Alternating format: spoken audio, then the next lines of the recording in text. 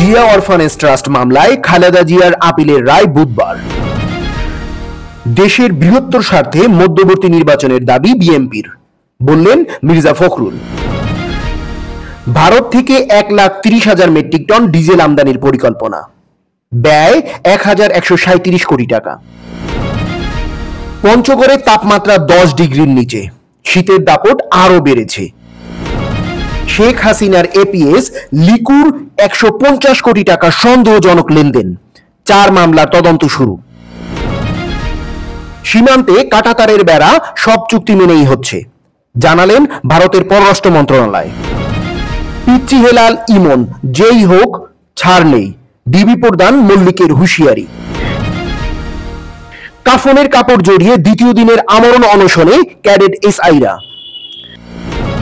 ফ্যাসিবাদের পক্ষে যারা, তরুণরা তাদের বিরুদ্ধে, বললেন ছাত্র আন্দোলনের আহ্বায়ক হাসনাত আব্দুল্লাহ।